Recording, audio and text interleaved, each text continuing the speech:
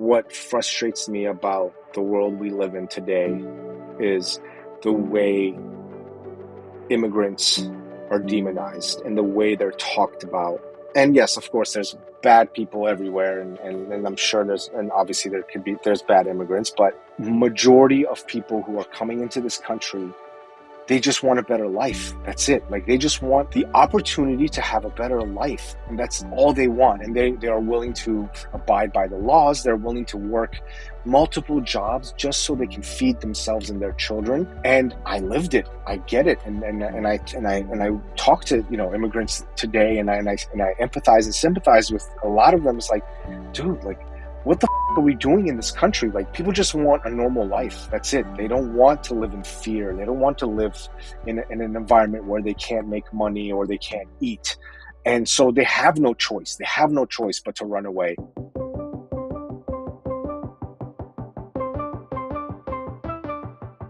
Thank you for tuning in to the Mile 40 podcast. I am Bishoy Tadros, the author of Break Barriers and Audacious, both of which are sold on Amazon. And I invite you to join me as I engage with guests to discuss those bounce back moments that we encounter on our personal journey. Mile 40 is a forum to learn about how athletes, professionals, and leaders of all backgrounds stare down moments in life where the only option is to rise up. The Mile 40 podcast strives to remind listeners that the comeback is always greater than the setback.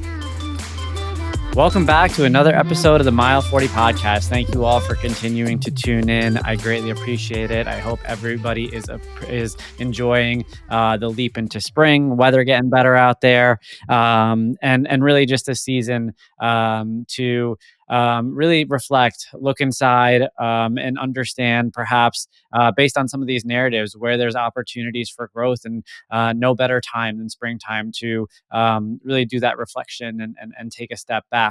If you haven't already, please be sure to hit subscribe. If you're listening on Spotify, Apple Podcasts, YouTube, wherever you get your podcast from, check out the show notes, pick up a copy of Break Barriers or Audacious. I am excited to send those out to you guys and have them signed for you. Today's guest is a guest I'm really excited to have on the show. I have Sabba Nazhand. He's a seasoned tech executive, founder, and advisor with over 20 years of experience in sales and leadership. He's the founder and CEO of Safar, an integration management platform for practitioners. A father and seeker of truth, his journey has been shaped by a commitment to authenticity and conscious leadership.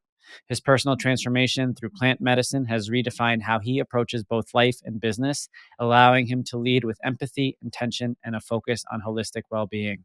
As an immigrant from war-torn Iran, Sabba brings a unique perspective to the challenges of personal growth and resilience, all of which we're going to dive into today. Sabba, thank you for joining me, my friend. Thank you so much for having me. I really appreciate it. Of course, man.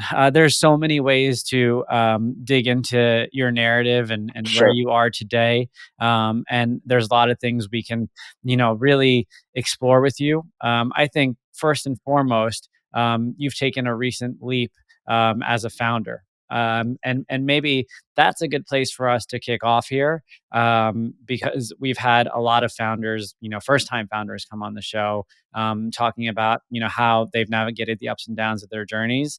But also, the cool thing is that people find themselves as founders for different reasons.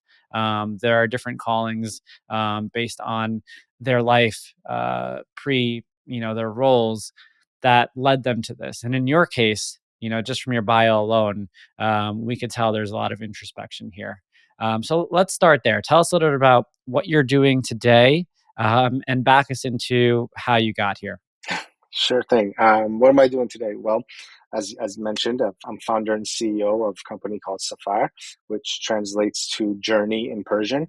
It is an AI integration platform for practitioners to essentially take all the information that they have for their clients and be able to create custom protocols, be able to follow up accordingly, and use outcomes-based science to ensure that their clients are heading in the right direction. So knee deep in it. We are in prototype phase, actively fundraising, and it's been a blast this last year. And how did I get here? Wow, it's a whole podcast on its own. But from a journey perspective, my career started in sales. So from a business development rep all the way to chief sales officer, and I spent most of my time in venture-backed early stage startups.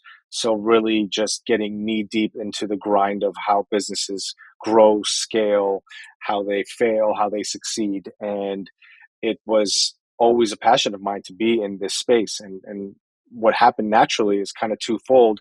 In the last 10 years, I started advising CEOs and founders on their businesses and 0 to 1 specifically and with their go to market.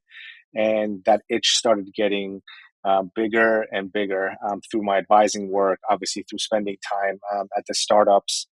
And I came across this intersection of uh, therapy, specific psychedelic assisted therapy, and technology, where I've spent my whole career. And it started very similar, probably to most founders, from a personal journey. I found that there was problems. There was two sides of the same coin, and one side was me as a client, as a seeker of wanting to get better in my life, working on my mental health. I saw that it was broken. I saw that practitioners had a hard time communicating with me. They had a hard time helping me realize, these massive experiences that I've had, these profound wisdom that has come through in my life, like how I can incorporate it in my life and how I can heal and become a better person. So that really was a big frustration point. And that turned into, wow, let's look at the practitioners. I started talking to practitioners in the space, specifically in psychedelic therapy, but across all modalities, all traditional therapies. And I found that they had a hard time with retention, with communication, and really outcomes, meaning, is my client heading in the right direction? Are they doing well, or are they not? And what can we do about it? And that kind of gave me this aha moment to take a deeper dive, and started to spend more time in the industry or in psychedelics, from the biomedical side, from an industry side, from a therapeutic space, and really dive into what are these medicines, how are they working, what does psychedelic therapy actually mean. And yeah, from like Johns Hopkins University to small underground practices, I dove in, and I came out on the other side of it with this company. To the everyday listener, what does it mean? So psychedelic assisted therapy essentially means a, a a form of therapy that allows practitioners to help clients navigate psychedelic sessions. So, meaning me as a client, I am able to sit with these powerful medicines that, for all intents and purposes, with research back, have give me profound experiences, profound knowledge of myself, and using that from a therapeutic perspective. And from a scientific perspective, I won't dig in too much because I'm not a scientist, but what most psychedelics do is shut off the prefrontal cortex. And what that allows folks to do in sessions where your prefrontal cortex is shut off, or your executive function, it allows your brain to open up in other areas that are deep rooted into your subconscious, childhood trauma, areas of growth in life that you've probably suppressed for most of your life. All of that comes up to the surface because of the prefrontal cortex being shut off. So those psychedelics allows practitioners and allows clients to really dig into all aspects of the conscious, of the psyche, and it's almost like um, going through speed dating in therapy. It just puts everything front and center. But from that, there's so much information. There's so much realization that you need this structure, and you need what we call, or what psychedelic therapists called, integration. How do I take this information? How do I take these profound moments and integrate them in my everyday life? Because at the end of the day, we go back to our jobs, back to Zoom, back to children, and we're sitting with this knowledge that we want to change and get better. Talk to me a little bit about psychedelic therapy over the last, let's call it 2, 3 decades, Yeah. and the evolution that you've seen. Totally. So psychedelic therapy actually goes back almost 50 years. So back in the Yeah, back in the 50s, there was massive research and data around psychedelic therapy coming out of Harvard University, some of the bigger institutions with LSD or acid that some people may know, psilocybin, magic mushrooms were probably the two biggest ones. And there was this huge movement around the efficacy of these medicines with therapy and helping people heal. Well, what happened was it hit a roadblock, and that roadblock was the war on drugs and the essentially the creation of the DEA, and that stopped. It halted all research in therapy and just understanding these medicines for decades. Um, However, it was still going on in underground, and what happened was the underground was still there was a massive movement for this space to continue the work and continue the research, and from that grew nonprofit organizations like MAPS, who is one of the biggest organizations in the space that has been pushing the frontier of MDMA therapy, specifically with PTSD patients in, Army vets and so forth. And then to your original question, in the last 10 years or so, you started to see it come back to front and center. So legislation was starting to get wind of it. The government was starting to see that there was benefits from it. The stigma was starting to slightly get better around like psychedelics. It's like, oh, I'm not taking these drugs and jumping out of a window type of thing. And we're not, a bunch of hippies, if you will, quote unquote. And so that there was this movement that started happening. And then from a legal perspective, one specific drug, ketamine, is not necessarily a psychedelic because it's not psychoactive, but ketamine therapy has become federally legal in the last 10 years or so, if I'm not mistaken, for mental health treatment. So you can go basically anywhere in the US and have a ketamine session. So that was kind of this moment of like, oh, if ketamine is working in this way, why don't we start exploring these other medicines? And now today, you're seeing kind of this little battle between legislation, legality, and psychedelic therapy. However, across I believe 12 states, there has been either mandates or research and legislation that is suggesting that these are actually helping people from a therapeutic perspective. So, for example, Oregon and Colorado have legalized psilocybin therapy, so magic mushroom therapy in those states, and a bunch of other ones are starting to catch up. And then from a federal perspective, the Department of Veteran Affairs just recently submitted, I believe it was, I don't remember the exact number, but a few $1 million for psychedelic therapy specifically for veterans. So it's come a long way, and there's still ways to go, and it's very exciting, and it's a beautiful place to be in. Talk to me a little bit about, the awareness amongst the general population that this is um, an available solution. And is it really an available solution for the majority of the population? When I think about the people that I know who have dipped their toes into the world of psychedelics, I do think of people who are generally a little bit wealthier. It's definitely a little bit more recreational than it is, in terms of therapy. Even um, when you bring up ketamine, I think it's something that we've seen maybe um, in a similar context, used with a wealthier population, a little bit more recreationally as well. But I agree with you. I mean, I think even in those populations, the people who do use it do speak of the impacts positively, and it doesn't sound like drug abuse, you know?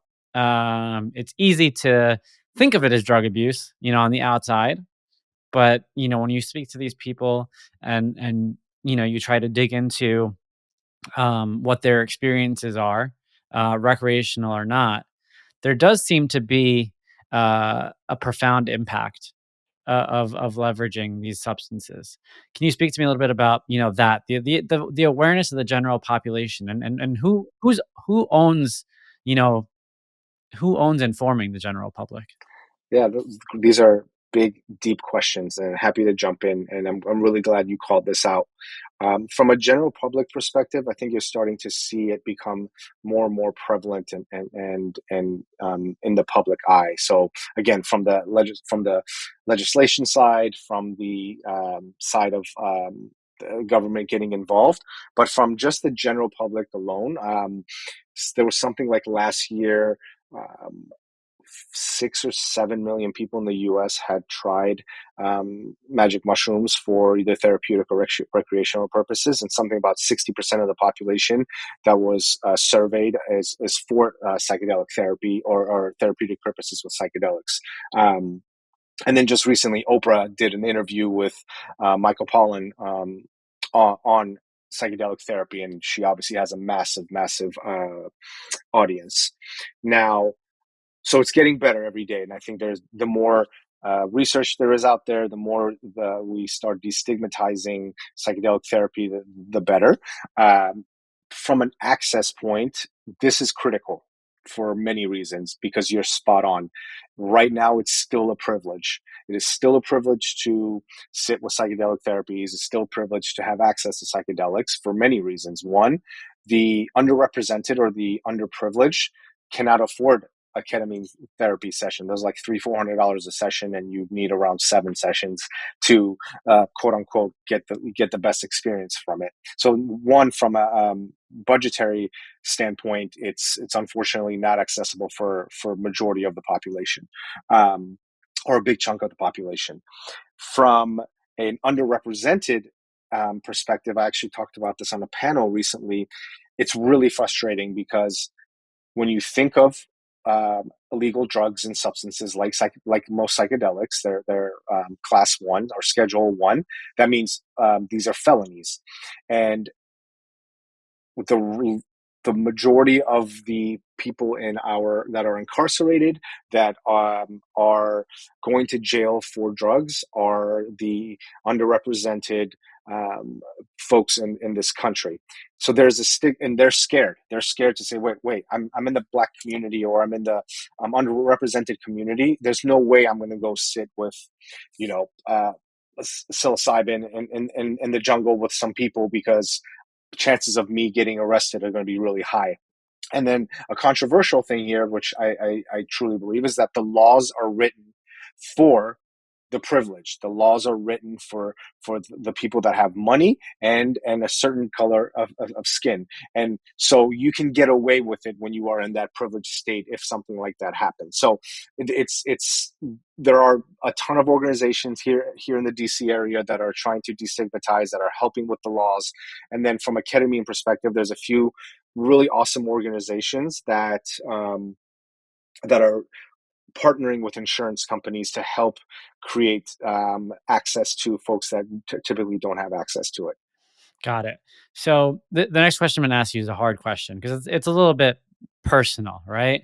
When you reflect on some of the answers you just gave and you think about what it is that you're doing now, how much of what you're doing now is because you have the drive to be an innovative founder and, really bring this to market versus how much of this is mission driven, around being, you know, uh, a voice and really bringing forth or really speaking up um, for the fact that this is something that could positively impact, a bigger population of people. Yeah, this is a great question. I'm actually like, I get really emotional with this specific topic for a couple of reasons. One, yes, I'm an innovative founder. Yes, I want to build something in scale. But if that was my sole kind of purpose and mission, I would go outside of a very niche industry that is still gray, that is from an investment perspective, a small total addressable market. So I would go somewhere outside of psychedelics if that was kind of like my main motivation. It's still there, and there's a lot of space to grow. Um, from a mission driven or from a personal perspective, um, it's what drives me. It's what drives me every day to build Safar, to continue to grow this business for many reasons. Number one, from a personal perspective, um, I used psychedelics from a therapeutic perspective, from a spiritual perspective, to confront and really understand all the trauma that I had in my life as growing up as an immigrant in Iran, and moving here to the U.S. and all the things that I went through as a young adult, and watching my parents struggle as immigrants and being in survival mode. And psychedelics really helped me with that. It really helped me understand that, yes, I was broken, but it was repairable, and it was something that I really wanted to work on. So that's a big reason. The other part is starting to understand access. Like, yes, I grew up poor. I grew up in an underrepresented neighborhood, and my parents didn't have a lot of money, and they struggled for a long time. And now I'm in the privileged position um, to be able to provide and build tools that gives access for everyone. And I can go on and on, but that's what is really my driving factor Yeah. uh, Yeah, today. I think that's an important thing for us to kind of uncover, for the purposes of this episode, because what you are doing is it's not new, but it's also new. You know, it's in the sense that um, when something is taboo, a lot of people are afraid to come front and center with it, right? And a lot of times it's because their objectives are not necessarily authentic. And I'm not calling anyone out in particular, but the truth of the matter is this could be a really good money making opportunity, if you're thinking about it from that perspective. But you don't know when it's going to hit at the same time, because as you mentioned earlier, there's a lot of hurdles here. And I think that one of the important attributes that you have is the fact that, while you do see the opportunity, you also, lean into the importance of the mission. And it's a mission that is very personal to you. And as are most things that are personal for most people, it's hard for other people to relate, right? Like, not everybody has gone through what you've gone through. But there are people who are probably listening, and they're probably kind of opening up their minds to, what is this world that I perhaps have not explored? And how do I go about exploring it? And so thank you for helping us get a sense of that. Now, given the nature of the show, I want to dive a little bit more into your personal background. You talked about being an immigrant. You talked through some of the difficulties of that, of the fact that, um, you know, you grew up dealing with adverse circumstances from a financial perspective. But I know, as an immigrant myself, there's a lot more to the story than just not having money. So talk to me a little bit about your family background. You were born in Iran? I was born in Iran, correct? Okay, so tell us So a little about that. Go ahead. yeah, sure. Sorry about that. Yeah, I was born in Iran, in the 80s, so in the middle of the Iran-Iraq War. Um, I was born a premature baby. I was born 2 months early because my mother couldn't hold me in due to the stress of obviously the environment and the war and everything going on. And I needed a blood transfusion to stay alive. And that was kind of like my entry into this world. I came into this world with chaos. And for all intents and purposes, my father had to say goodbye to my mother and sister, and drive me across town to another hospital in the middle of the war, to get this blood transfusion. And from there, we stayed at probably 2 more years in Iran, and then we fled the country as asylum seekers. We left Iran. My father was a semi-professional soccer player. He was an engineer in the Air Force. My mother was a high school teacher, and we lost everything: pensions, homes, money, and everything.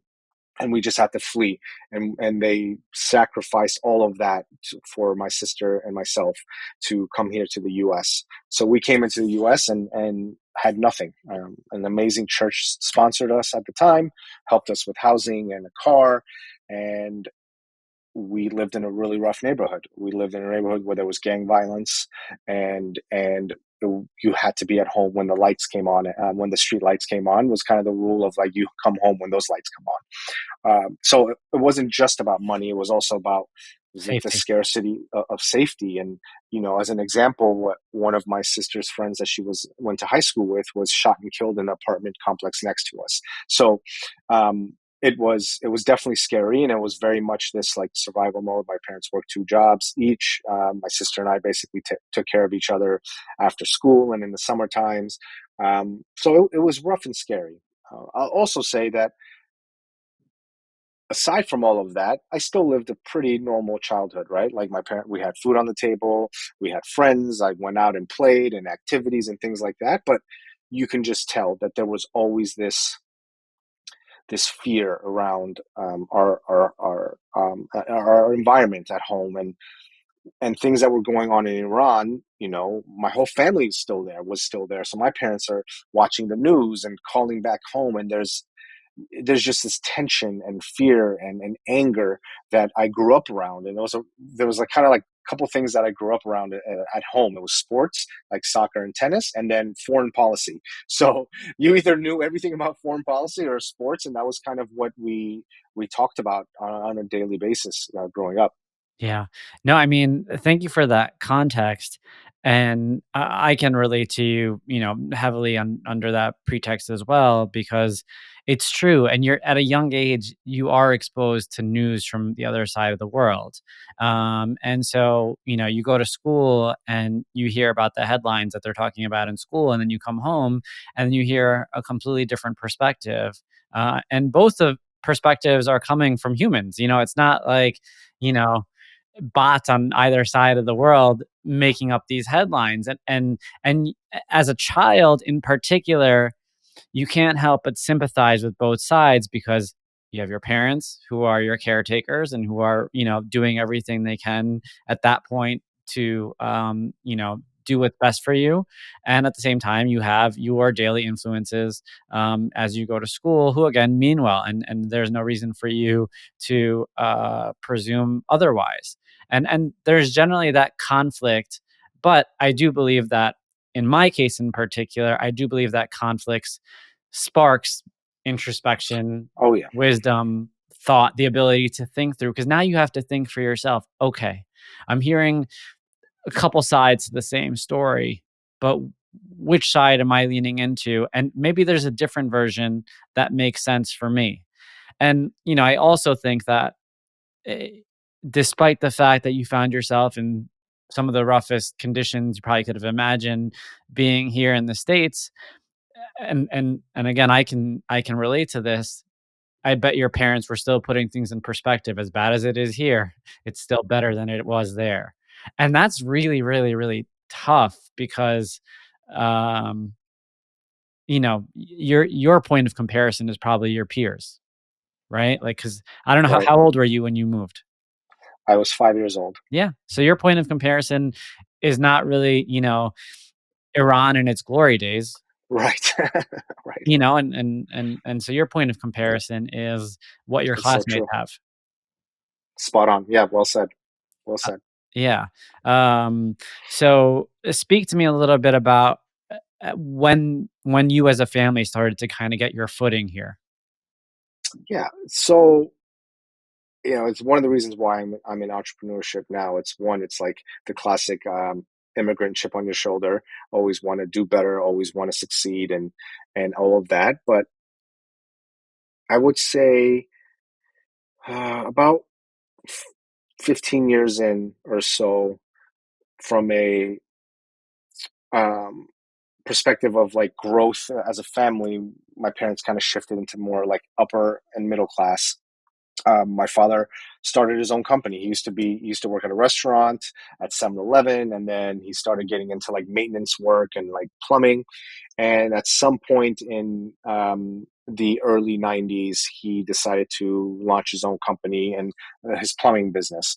And that turned into a fully functioning renovation company that and he's 80 years old now and he's still working. Again, part of that mentality of old school Middle Eastern parents. And my mother kind of took that same path. She started in the restaurant business and hotels. Then she opened up her own deli. And that from that perspective, we started to see some like economic success. And my parents, we bought our first house in 97, and which they're still in. Um, and so we started to see a shift there. And that was really good for us because we moved to the suburbs and kind of changed our perspective of life and to some extent. Yeah. Um, that's it's interesting, like, to see different families and, like, when it starts to click. And remind me, what did your father do originally before he immigrated? So he was an engineer for Okay. the Air Force. So he was building helicopters and all of that. Do they ever, sit you down, or did they ever sit you down and talk to you about, the humility it took, down this path? Yeah, I don't know if they specifically sat me down, but I think through wisdoms of like conversations in passing, there was always this thing of like you just have to figure it out. You got to figure out, like, do whatever it takes to figure it out. And sometimes you just got to put your ego to the side and take on work and jobs that are probably not ideal for you because you got to make ends meet. And that was seen through action and watching them do it, but also again in kind of passing. We I learned that from my parents. Was there a local Persian community that you guys leaned into? Yeah, so that was really big, right? So here in the US, um, the two biggest Persian populations are the DC area and LA or on the West Coast. And we chose the East Coast and came here, and we were immediately embraced by the Persian community, and that was so helpful for my parents because it's still, they kind of followed their culture. They had like-minded folks who obviously spoke the language, and my parents are still friends with some of the folks that we met when we first moved here to the country. So that was a big part for them. For me, it was a little bit hard because I didn't know what I wanted. I didn't understand the Persian culture. I didn't really understand, what the beauty behind it and my history because I was living this other world, this other life here. So for most of my life, I kind of pushed away from my culture because I wanted to be included into the U.S. culture or what my friends were doing.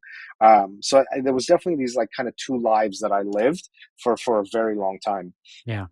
I can relate to you there as well. I mean, Yeah, um, I was 3 when I immigrated, and, when I got settled into the New York area, I was about the same age as you, 4 or 5, and, at that point, you don't really know, 'cause you're at that point, you're more exposed to culture here than totally, you are exposed to, absolutely. what your parents are used to. So that's definitely something. You had mentioned that, you had to navigate some medical issues when you were younger. Were they medical issues that were resolved, right then and there, or did you have any lingering effects? Well, no, I don't think I had lingering effects. Aside from being born premature, it took a few years for me to like kind of quote unquote get back to normal.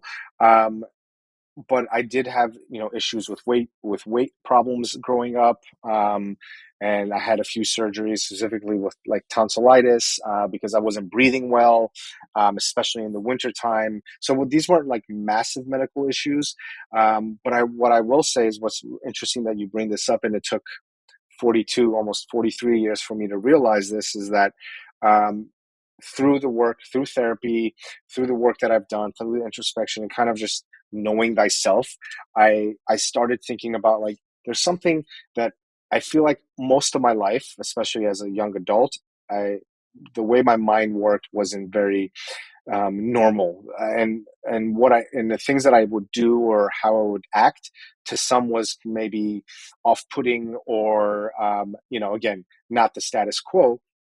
And again, it took me about, actually as of 6 weeks ago, to finally sit down with a psychopharmacologist, a psychiatrist, and dig into my whole life story and kind of the patterns and my birth, and we did some tests and some genetic tests and some intake work, and come to find out that I'm neurodivergent, and because of the neurodivergent I have chronic ADHD. And this was like this moment of like, oh wow, It like makes sense. it makes sense, right? It makes sense of like how I live my life, how I functioned in my career and relationships. And some of those had to do with trauma. And obviously a lot of it is biological. And now there's research that says that it's passed down genetically. But the way I had to respond to the world, the way I had to respond to life, was also a catalyst to understanding, my diagnosis. And again, this is like fresh 6 weeks into it, but it started to all connect these dots of my life. So you mentioned this 6 weeks ago, but when did you get to a point um, earlier in your adulthood Mm, where you realized, some work needs to be done? I mean, look, a lot of people get to this point yeah, coming from different paths, right? Like everybody at some point, oh, I shouldn't say everybody, but a lot of people at some point, you know, get to this intersection of needing to unpack whatever has been burdening them for right, a good amount of time.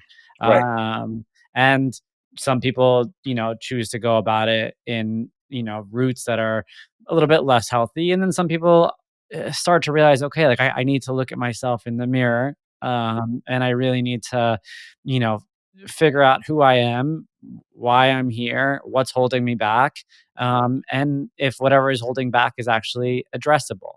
And correct me if I'm wrong, but I have to assume that, before leaning into the world of, psychedelics, you probably went to traditional therapy. Yes, that's correct. And when was that approximately? Yeah, so that's kind of a two-part answer here, and I'll start with the first part of like when did I start to think that something was off or different, I should say. Uh, was in high school. I was never a good student.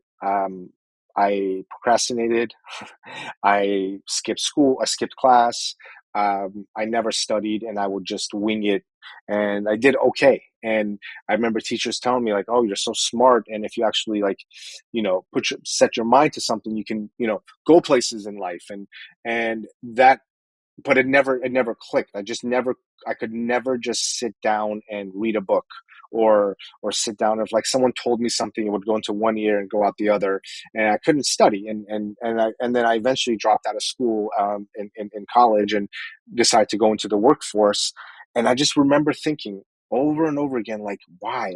And I was beating myself up, like, oh, I'm just not smart. I'm a loser for dropping out of school, and I just can't function like other people do. Like something is wrong with me, and I sat with that for many years. And I also used that as a chipping, like a, again, chip on my shoulder to be really successful in my career, because I pushed myself hard to learn and be successful. But anyways, that was like early on in high school. So my early teens, I started, recognizing that I was different, and just the way I digested information and so forth. Um, Therapy started probably, into to the other part of your question, in 2018. Sorry, 2017. I started to go see a therapist just to like connect the dots, and it was good. It started, you know, peeling back some layers of the onion of like, why do I think the way I think? Why do I, why have like, what are the things that are happening to me? Like, why are they happening to me, and how are they happening? And it was really good, and it was really insightful. And I came out of that understanding that, inner critic was heavy, that, all these different parts of myself, especially the child parts of myself, were still hurting and scared and needing, love and and attention, because of my upbringing. And so therapy got me to that point. Uh, I'd say, about 10 years ago. How much of that do you think was based on the fact that your parents were obviously very busy trying to make things work, that even though you were definitely a priority for them because that's why they're here, it was hard for them to, again, give you what you needed relative to some of your peers who didn't have to deal with, um, you know, uh, navigating the world of assimilation and immigration. Look, it's a topic that's come up several times on the show, and one as you're speaking, I'm relating to you because I was there too, um, and I understand that those first few years are like so hard to explain to a child because they know that they're gonna be taken ca they know their parents are gonna take care of them. They know they're gonna be fed, they know they're gonna have a house over their head, they're gonna have shelter, and they know that, their parents are going to instill structure because, especially Middle Eastern parents are generally going to institute some sort of boundaries for you.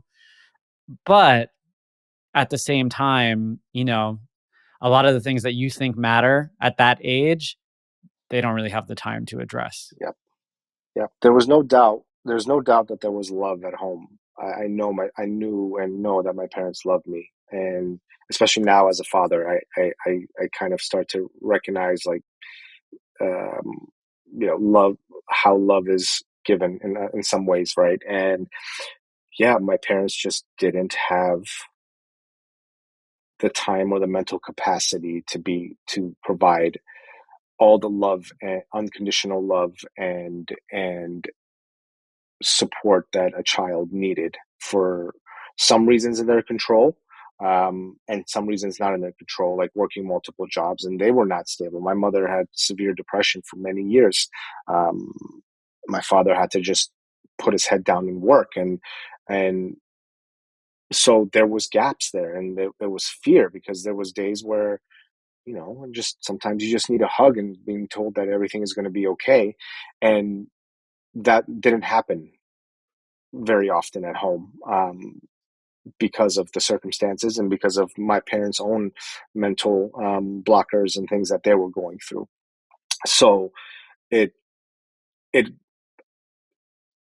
I started having a lot of resentment for them growing up, especially as I got older, because I was like, yeah, they're not great parents, and like, why can't they be like, to your point, like my friends, and I was just like, why this, why that, and so in therapy that came up a lot. It came up of like why I was seeking attention from external validation from my bosses and from other people in my life, because I was looking for that parental figure that, I didn't have growing up. And yeah, that sucked. That sucked a lot. And again, I don't blame them anymore, and I'm not mad at them for it. It's just the reality of life. And it actually has helped me become a better father and a better parent, because now it's like I give my kids so much love, and I'm always there for them no matter what, and I help them cope with emotions and let them, express themselves, especially my son. Again, growing up as a Middle Eastern boy, and with a father who lived by this, like, you boys don't cry and you suck it up mentality. That created a lot of wounds and instability in my life, and now I try to make up for that with my son, who I encourage crying, I encourage emotions, and I think as a man, the most masculine thing you can do is express yourself and be and connect with your emotions, or connect with the feminine. That's a powerful thing as a man to do, and it takes a lot of, years, a lot of breaking of cycles, to get to this point. Hey, Mile 40 fam. I get asked a lot about my training programs and how I set myself up for success to cross finish lines all over the world. Well, I'm going to let you in on a secret. Recovery is half the battle. And in order to get that recovery, I rely on clean sources of protein. That's why my go-to protein shake is Owen. Only what you need. I have one after every single workout. 100% vegan and plant-based, Owen's plant-based shakes use a multi-source protein blend of pea, pumpkin seed, and flax seeds to include all essential amino acids to promote optimal daily health. Uncompromised taste. Owen brings together the essential elements of advanced nutrition, amazingly clean ingredients, functional superiority, and uncompromised taste. Now go ahead, go to www.liveowen.com. That's spelled LIVEOWYN.com. Use code MILE40 for 20% off your next purchase. Only what you need. As you were speaking earlier, this is just purely out of curiosity, but you had mentioned your dad having to take you away to get the transfusion when you were younger, and having to separate from your mother at that time, like geographically at least. Uh, as you were growing up, was one parent a little bit more torn about the decision to immigrate over the other? Like, in my own experience, it was probably tougher for my mom than it was for my dad, leaving her family behind. Whereas with my dad, it was more like, no, this is what we need to do. Was it like that for you, or were they both kind of under the understanding that this is what we have to do? No, it was actually exactly similar to yours. It was my mother, and I think that was a big part of, not I think, I know it was a big part of the reason that she had depression, was because of that, right? Because she never wanted to leave. She was very close to her family and her siblings and her parents, um, and from my father's perspective, though he had the same sentiment, he was just like, no, we just got to get shit done, and we got to, like, this is the only option we have to to survive and have a better life for our children. So it's very much this tension. And yeah, I mean, look, I don't want to keep like talking about I mean, we could my childhood, but like there was fights and Yeah, of arguments course. and a lot of toxicity because of what they were going through, and I witnessed that and I experienced that, and it was awful. It was awful to be in that environment at times. um, It's and I tough. know now why, right? Like, for It's so many tough. reasons. Yeah, Yeah, no, look, it is tough, and I think that, your vulnerability, I appreciate it greatly because a lot of people don't have insight into how things work, in households that have to navigate that because, it's really, really hard to understand. From the outside, it looks like the clear-cut answer, yeah, like you yeah, you you did the right thing. yeah, And probably to us, me and you, it's like, yeah, thankfully they made it happen and they made it right, work because they're the lives that we're living now. But at the same time, it wasn't clear for them, and yeah, even if you and I probably would have agreed with our fathers that this is, the right thing to do and this is the solution, you can't really argue that our mothers may have had points that made sense. right, And and, as a husband, and you're a husband too, it's really hard to convince your partner or your wife that, being away from their family is the best for, your new family. And that's a tough conversation to have, I mean, totally. even if you're trying to convince your wife now to, move away from DC to, like, Florida, and if she's got Yeah, family nearby, like, exactly. like, let alone go from one side of the world to the other. So true. Yeah, you're right. And so, no, I think what you shared is real, and I think that's what's important about it for, people to understand is especially when you are navigating that kind of immigration. The truth is, you may or may not see your family a handful of times for the rest Yeah, of your life, yeah, depending on what the yeah. circumstances are. I don't want to get political here, but like, what frustrates me about the world we live in today is the way immigrants are demonized and the way they're talked about. And yes, of course, there's bad people everywhere, and I'm sure and obviously there's bad immigrants, but majority of people who are coming into this country, they just want a better life. That's it. Like, they just want the opportunity to have a better life, and that's all they want. And they are willing to abide by the laws. They're willing to work multiple jobs just so they can feed themselves and their children. And I lived it. I get it. And I talk to immigrants today, and I empathize and sympathize with a lot of them. It's like, dude, like, what the fuck are we doing in this country? Like, people just want a normal life. That's it. They don't want to live in fear. They don't want to live in an environment where they can't make money or they can't eat. And so they have no choice. They have no choice but to run away. Um, Sorry, I could go on this No. tangent, but it's important for people who are, not immigrants, or who don't spend a lot of time with immigrants, to understand, like, the privilege you have to wake up every day and open up your fucking refrigerator to eat something or to get in your car to go to your job is so high. Like, most people in this world don't have that privilege, and they just want, and a lot of them just want that. That's it. Like plain and simple. Um, yeah, No, that's valid. I mean, the thing is, perspective is everything. A lot of people are not, like the one thing that I think brings you and I together is that we've physically seen both sides of the coin, yeah, right? Like, exactly. like that's one of the things that I think really allows you and I to have this conversation, knowing the Agreed. validity in a lot of those statements. Like it's hard for people to imagine that so many people out there don't have the resources that we have. Like Right. inordinate amount of people don't have the Yeah. resources that we have. Yeah. That's Uh, so true. but being that we've seen it firsthand, um, it puts things in perspective for us, and ultimately, I think it empowers us to take leaps, which is exactly what you're doing.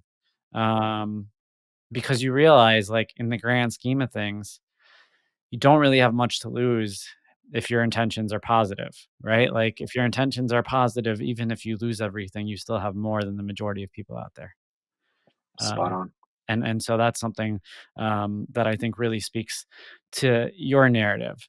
I want to bring this full circle now that we've dug into your personal journey and your personal experience with therapy, and really digging within and trying to figure out some of the circumstances that impacted you. As we bring it full circle back to where you are today, talk to me about when you first, maybe before we even go there, did you ever go down, a less healthy route of figuring out your problems? Did you ever have, you know, a period of your life where maybe drugs, alcohol played a role? Absolutely. For most of my adult life, I was a shell of myself, um, because I didn't really understand how to cope. I didn't really understand how to manage my emotions and my anger. And I escaped. It was escapism was a big part of my life. Some of it, some people would say drugs or alcohol or behaviors. Um,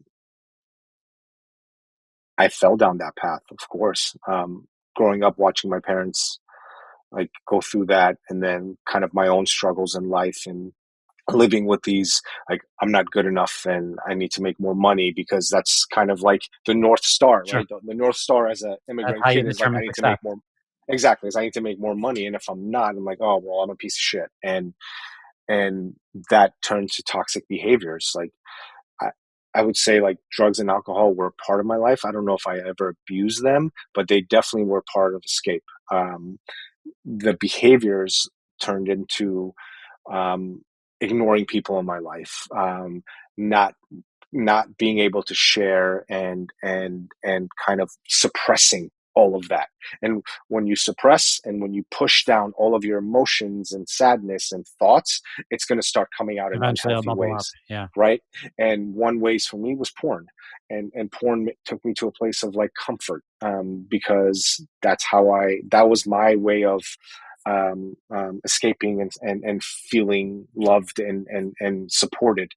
And that shifted into poor relationships and how I navigated my work life, and poor sleep, and poor eating habits, and all these things that at some point, like, you hit a wall, and hopefully that wall helps you kind of go towards a more positive route. And I had amazing people in my life, and my partner, and people who really stood by me and helped me realize some of those things that were just not helping me. And then, of course, there was these catalysts like the pandemic. We were living in New York City, 700 square foot apartment. My son was born July of 2020. My wife was healing, and I was like, oh, okay, like shit, something needs to change, and I had to do it for myself. And I'm getting emotional, but I had to do it for my family, and as a father, I was like, I can't go down this path anymore. It's just not healthy. And yeah, but there was that those dark, scary times. I lived through it for many years. Thank you. Thank you for really sharing with us about that because, um, contextually speaking, COVID was not that long ago. No. So, and I think a lot of people would agree the last 5 years have been a little blurry, Yeah, because totally. no one really knows when it ended. Um, and for some people, it still hasn't ended. It's Uh, so true, so true. and so that context, really helps us, understand the timeline of where you are today, in particular around the world of psychedelics. Were Yes. you ever involved recreationally before this? Yeah, like festivals, parties. I was familiar with it and obviously used it here and there. Again, from a recreational perspective, for sure. And and there was these moments of like insights of like, whoa, I'm connected to something bigger and deeper. But it wasn't until I started digging into like learning more about the research and the science behind how psychedelics work. And again, Johns Hopkins University, like I'm going to credit them because they were um, there was a big movement with there, and like Tim Ferriss, who was also a big, huge advocate, like invested a ton of money with Johns Hopkins University. So put it all front and center, and now I realize, I'm the type that likes to learn and dissect. And when I get passionate about something, I want to learn every aspect of it and understand it, not just from a spiritual perspective, which I think is a huge catalyst for healing and growth, but also from a scientific perspective of like how and why they work and interact with your brains and your receptors and so forth. For the listener out there who maybe has dipped their toes into the world of psychedelics, talk to me a little bit about, as much as you can, really, explaining the difference of recreationally dipping your toes into psychedelics versus actually going through psychedelic treatment. Oh, that's such a good question. Look, like I always want to put a disclaimer, right? Sure, Because for many reasons, psychedelics are not for everyone. sure. There's family stuff. There's like if you have like um, history of psychosis in your family, if you're on certain medications like SSRIs, antidepressants, and like those are all red flags. And again, I can't speak on it in detail, but something like go talk to your doctor about it if you are fall into that bucket, because that can get very scary and dangerous. Um, but the difference is how you approach your sessions, if you will. So there's a concept called set and setting in kind of the psychedelic world. Set means your mindset. So like, have you have like a clear mind? Are you meditating? Do you have intentions going into this session or with this psychedelic, right? It's very much this like preparation. It's almost like running a marathon. Like you prep and train and all of that. You get your mind and body right. Same thing. You're detoxing. You're not eating unhealthy foods or alcohol or smoking weed or whatever it may be. So that's the set. And then the setting is your environment. um, because you are in a very heightened state, and it depends on obviously the type of psychedelics, but when you're in a heightened state, your environment is so important. So being in a safe, calming, ideally mix of like indoor, outdoor, like nature environment with people that you trust is so important, right? Because at any given moment when you are in that state or in that headspace, something can trigger you and you can go into what's a bad trip, or something can be very scary and uncomfortable. Now, so the set and setting is very important. So from a perspective of like recreational, you take some Sure. mushrooms, you go to a festival, there's so much stimulation, there's Yeah. music, there's people, you're just having fun and kind of vibing. But from a therapeutic or from a spiritual setting, it's just you, your environment, and your mind. And that is the biggest difference, because again, it shuts off your ego and your prefrontal cortex, and it allows you to sit with these thoughts that have come up, that are in your mind, that have always been in your mind. Psychedelics are just catalysts, right? They open the door for you, and you go in and you start confronting the things that have been happening to you in your life. And generally, I'll say generally because it's not always this case, generally you're confronting these from a place of comfort and love, and even if it's scary, you're like, I understand why I thought the way I did, or I understand why that happened to me. So you get to start to heal, and you get to start to recognize some patterns in your life, right? Instead of being like, oh, I'm a piece of shit because I drink alcohol all the time. No, no, no. You drink alcohol because you're soothing. And the reason you're soothing is because something has happened to you in your life, and this is the only way you know how to soothe it, right? The addictions are just coping mechanisms of something bigger. And with psychedelics, from my experience and a lot of research, it helps you kind of connect those dots. And so and I can talk about this all day, but that's kind of the difference between a therapeutic or spiritual setting and a recreational setting. Um, and then the integration, right? The what I'm have put all my time, effort, and love is the integration aspect of it is more important than the psychedelics. The psychedelics open the door, but yourself and integration is what steps inside. And you have to change your lifestyle and have these kind of like moments in your day to day that help you come back to those profound experiences, because those are just glimpses of something like intense or beautiful. It's like, oh, I remember why I acted the way I did, so I'm going to start changing these behaviors or lifestyle and so forth. So that's the integration part that is so powerful and important. It's funny, as we're talking, I keep generally speaking, when I'm recording episodes, I'm, like, thinking about where I'm gonna go next, where I'm gonna take it, potentially, Yeah, how are we gonna close this out? And as you speak, yeah. I have more and more questions popping into my mind, but I wanna make Okay. sure that I know we don't have forever here.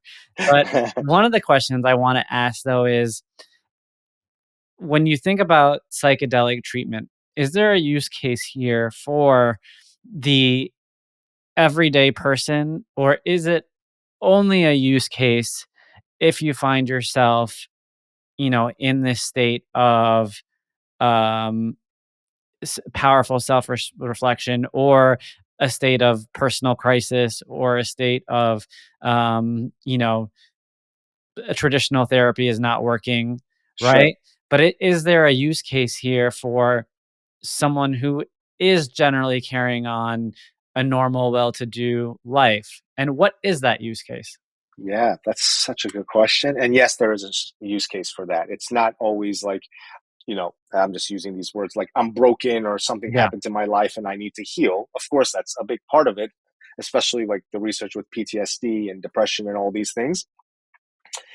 The use case for kind of your example of someone who has a relatively, normal, regular life and there's not much, big problems, if you will, that the use case there is connectedness. It's being more connected to yourself, to people in your life, to nature, to the universe. And that use case is so powerful because it helps you be present. It helps you reconnect to what's important. And I'm going to get a little like cheesy here, but it's about love.